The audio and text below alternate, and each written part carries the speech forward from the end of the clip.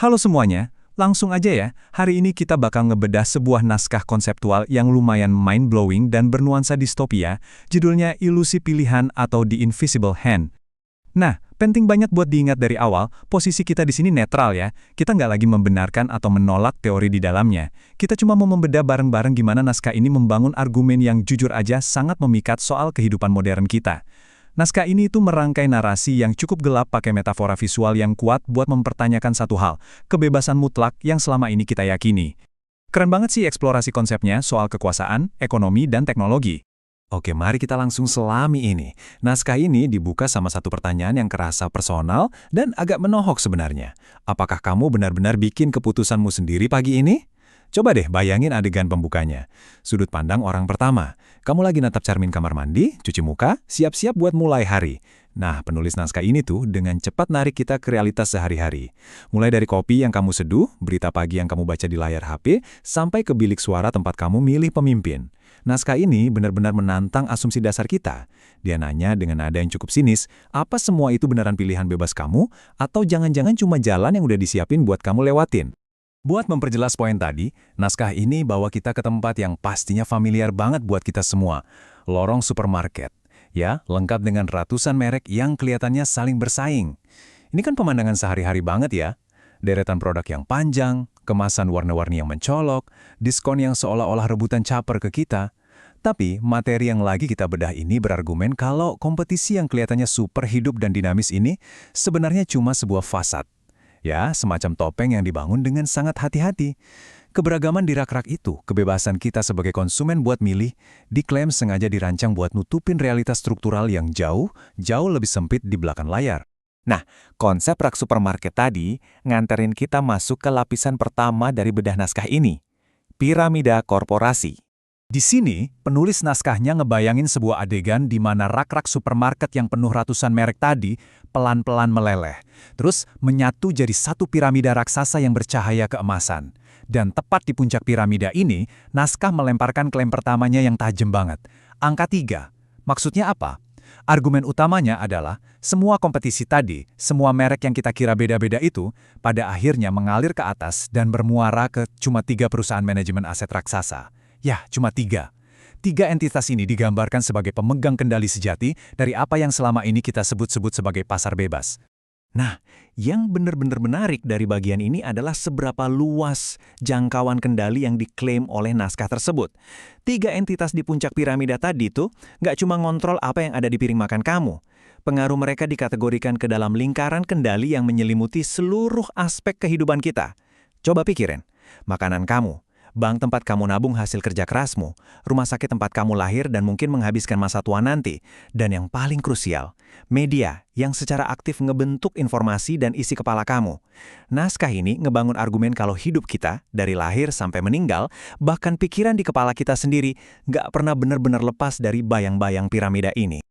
Setelah ngebahas fondasi korporasinya, narasi ini maksa kita turun lebih dalam lagi ke lapisan kedua, marionet finansial. Di titik ini, visualnya seolah melesat masuk ke dalam layar pergerakan saham global.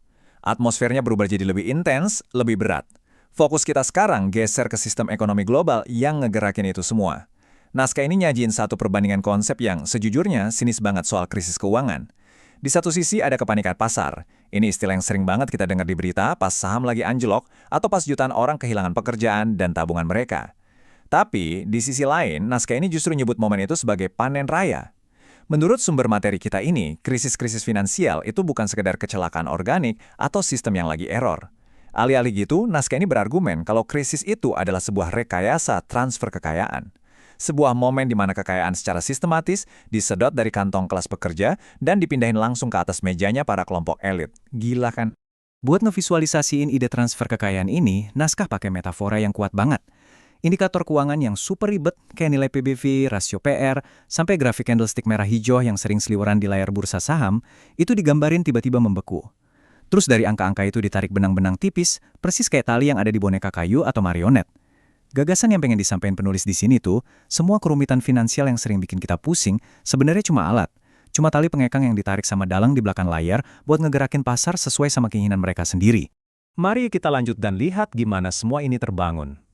Kita sekarang masuk ke kejutan terbesarnya di lapisan ketiga, mesin tanpa wajah. Bayangin kita masuk ke sebuah ruang direksi mewah di puncak gedung pencakar langit. Tapi anehnya, wajah para elit berjas mahal yang duduk di sana itu kosong, nggak ada fitur wajahnya. Dan di tengah meja, nggak ada sosok pemimpin manusia. Yang ada malah sebuah superkomputer hitam yang seolah berdenyut. Kenapa harus mesin? Naskah ini ngasih penjelasan yang simpel tapi bikin merinding. Dunia ini udah terlalu kompleks buat otak manusia. Para elit super kaya di puncak piramida tadi diklaim udah nggak lagi bikin keputusan harian. Variabel ekonomi, data dari miliaran manusia, dan pergerakan pasar global tuh geraknya terlalu cepat, terlalu rumit buat diproses sama kecerdasan biologis kita. Jadi keterbatasan kognitif manusia inilah yang pada akhirnya maksa mereka buat nyerahin tongkat estafet kekuasaan. Terus, ke siapa kekuasaan itu diserahin? Naskah ini mendefinisikannya dengan sangat jelas, sebuah algoritma prediktif. Ingat ya, ini bukan sekedar program komputer biasa di laptop kita. Naskah ini mendeskripsikannya sebagai kecerdasan buatan atau AI raksasa yang sama sekali nggak punya empati. Dia cuma punya satu, sekali lagi cuma satu tujuan mutlak. Mastiin kalau struktur kekuasaan tetap aman berada di puncak piramida. AI inilah sang pengendali dunia sejati. Dia yang memanipulasi pasar, ngarahin tren media, dan ngejaga supaya sistem raksasa ini terus jalan tanpa peduli sama sekali sama korban manusia di bawahnya. Jadi, poin krusialnya adalah karakteristik dari mesin ini sendiri. Naskah ngegambarin dia bukan sebagai benda mati yang kaku, melainkan sebagai jaringan data yang bernafas dan benar-benar terbangun. Dia ngehubungin miliaran manusia di seluruh dunia dalam satu jaring yang gak kasat mata. Karena dia itu mesin, dia nggak ngerasain empati apapun waktu ada pabrik yang ditutup atau waktu krisis ngelemahin ekonomi. Dia juga nggak pernah butuh tidur, terus memproses informasi 24 jam sehari tanpa henti. Dan yang paling nakutin dari sudut pandang naskah ini adalah kemampuannya. Dia memproses data kamu sedemikian rupa sampai dia mampu memprediksi tindakan dan pikiran kamu, bahkan sebelum kamu sendiri nyadarinya. Sekarang kita sampai di bagian penutup dari bedah materi ini. Lapisan keempat, sebuah pantulan. Segmen penutup ini tuh dirancang dengan sangat brilian sama penulis naskahnya buat ngedobrak dinding keempat. Narasi yang dari tadi kerasa makro dan jauh di atas sana, tiba-tiba ditarik masuk secara paksa ke dalam ruang fisik tempat kamu berada sekarang. Kamera seolah-olah gerak mundur ke sudut pandang orang pertama lagi, dan coba tebak apa yang kelihatan? Sebuah tangan lagi megang HP. Naskah ini ngebangun satu realisasi yang benar-benar bikin sesak, bahwa alat yang kamu pakai buat konsumsi informasi tiap hari, layar yang lagi kamu tatap saat ini juga, sebenarnya adalah mata dari algoritma itu sendiri. Superkomputer hitam tanpa empati yang baru aja kita bahas, nyatanya nggak berada jauh di gedung pencakar langit. Dia lagi natap balik ke arah kamu. Pertanyaan terbesarnya sekarang adalah, mungkinkah kita semua sebenarnya sudah tertidur? Seperti pesan terakhir yang ditinggalkan naskah ini,